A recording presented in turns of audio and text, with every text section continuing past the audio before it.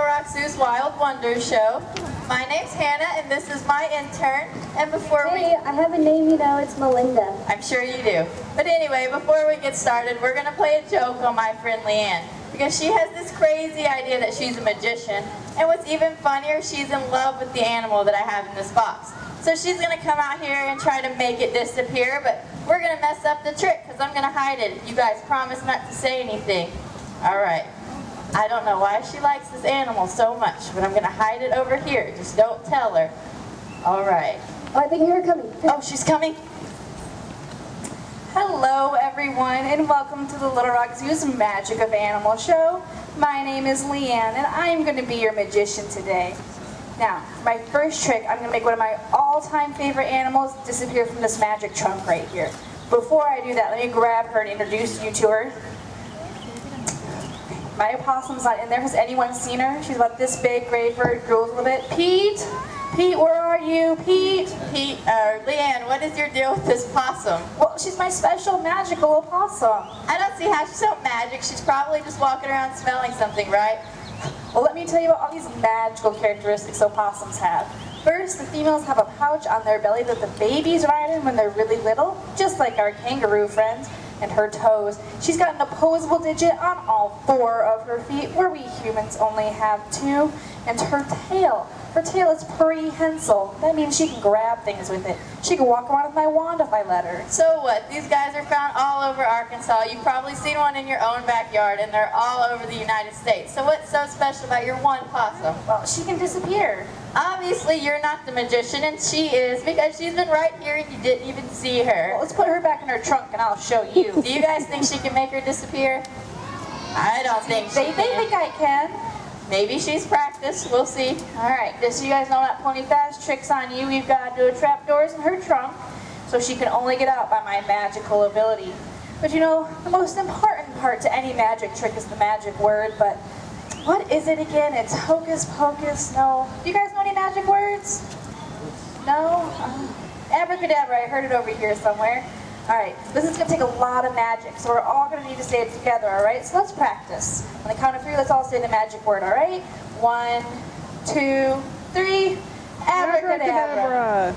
Now you guys can be louder and more excited than that, so let's practice one more time, alright? 1, 2, 3, abracadabra. There we go. I think we're ready to do it for real this time. So just like we practiced, on the count of 3, 1, 2, 3, abracadabra. Okay, she's gone. That's never actually worked before. Well, I would be in so much trouble with my boss if I lost that opossum again. Well, the best part to any disappearing act is the reappearing part, right? But I'm obviously not very good. Does someone want to make her appear? Give me a hand. You want to come on up? Alright, he's going to be my assistant, alright? We're all going to say the magic word together and come over here with the trunk. So on the count of 3, let's all say the magic word again, alright? 1, 2, 3, abracadabra. Oh, phew. It worked. I was a little bit worried there. I was going to be in trouble. Let's give him a big hand for helping me out. We'll give you a little flag sticker here. You can go have a seat, alright? You're welcome. You did a really good job, so I'm sorry to ruin it for everybody, but I tried to stop the intern and she ran up and stole your possum. I know it was all your idea. No, it wasn't. Well, I'm going to take this opossum and see if she's better at magic. All right. Well, repeat here. Might look a little bit scary, but these guys are actually really good to have around. They get rid of a lot of things that we don't want in our yard, like cockroaches, rotting fruit, and even dead things. And on top of that, these guys are actually the least likely to carry rabies of any animal because they have such a low body temperature. And they're nocturnal, which means they come out at night, so we humans have very few run-ins with them. Now, if you're still not convinced that repeat here isn't so bad, you'll be happy to know she's a lot more afraid of you than you are of her. Does anyone here know what these guys do when they get scared? That's right. They do what we call playing possum, which is where they flip over on their backs, lock up all their muscles, and try to look dead so that whatever's bothering them will just go away. So how about a hand for our possums, Pete and Repeat. Now our next animal, you guys, is really scary. He has a right to be afraid of him, so I don't want you guys to get too nervous when I bring him out. He has long, sharp talons and a really big hooked beak, and he strikes fear into the heart of everything he hunts. So everyone, I want to welcome our... What is that? Well, this this is Wiley, our screech owl. He's not scary. My Coke can's bigger than that. Well, Wiley here is actually very scary. Screech owls are what we like to call birds of prey, which means they hunt and eat meat. Now, birds of prey have 3 magical characteristics about them. First, you'll notice his long, hooked beak, which is perfect for ripping the meat off the bone. Second, you'll notice he's got extremely long and sharp talons, which is perfect for grabbing his prey. And finally, you'll notice he has forward-facing eyes, just like you and I do, which allows him to scan a larger area for something to eat. But you know, screech owls aren't only great hunters, they're also very smart. They've been known to bring blind snakes into their nest, which helps keep down the insect population. Now, I know you've all been dying to see another magic trick, so what we're going to do with Wiley here is grow him to be the largest owl found in North America. On the count of 3, we're all going to say the magic word again, all right? Here we go. 1, 2. Hold on, it's never gonna work. Don't even try. If you let me finish, it would have worked. Okay, this is the biggest owl that we have in North America, but these are 2 totally different kinds of owls. So everybody say hi to Sydney, the great horned owl. Hi, Cindy. Okay, now speaking of large, does anyone else notice anything really big around her face? You guys see anything? That's right, she's got really big eyes. Her eyes are so big that if we humans had eyes the size of this owl's, we would look really funny because our eyes would be as big as softballs. Now when her eyes are this large, she doesn't really have room for muscles to help her eye be able to move to look around. So does anyone know what they can do instead of just looking around with their eyes? Do you know? She can turn her head 270 degrees, which is 3/4 of the way around. Leanne thinks this is magic, but she can do this because she has 14 bones in her neck, where we humans and even a really tall giraffe only have 7. The only other thing I can think of that can see what's going on behind it is my mom, but don't tell her I said that because I would get in a lot of trouble. Now take a look at these feather tufts on her head that look kind of like ears. They actually have nothing to do with hearing. These are used in courtship and territorial displays, and they lie flat while the owl is in flight. These guys are also what I like to call the big bullies of the bird world, because when it comes time to raise their young, she won't even build a nest. What she'll do is she'll sneak up on another mom and dad bird, kick those birds out of their nest, and then she steals that nest to use as her own. On top of that, she eats other birds, even other owls. But you know what her favorite food to eat is? It's really gross. You want to guess? It's skunk. She likes stinky, smelly skunk. Her eyes are so good that she doesn't really need to smell very well, so the stench of skunk doesn't bother her like it would bother us. And speaking of skunks, I have a really funny joke I could tell you guys, but you wouldn't want to hear it because it really stinks. So how about a hand for Sydney, the great horned owl? Intern, please tell me you're not out there messing up the show. I told you I have a name, and I'm not messing up the show. I just thought these guys would like to meet another cool animal. Everyone, this is Molly, the Moluccan cockatoo. Oh good, my lovely assistant is already out here and ready. And intern, I've told you you need the proper attire for this trick. Now I have been working with Molly for months and months to teach her how to do a magic card trick. So what she's going to do here is she's going to pick a card, put it back, and I'm going to magically guess which card is hers. Alright, you ready, Molly? You've been practicing for this, pick a card. Oh. Just one, this is her first try, she's a little nervous. Just one card, Molly. You know how to do this. You've been hanging out with Hannah, haven't you? How many peanuts did she bribe you to mess with the trick? Not talking, huh? Well, I'm going to go have a talk with Hannah then.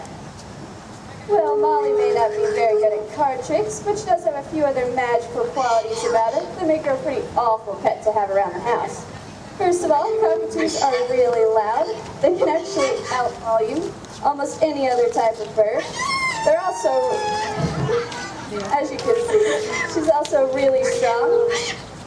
They actually have a bite force of several hundred pounds, which means they can break your finger if they get a hold of it.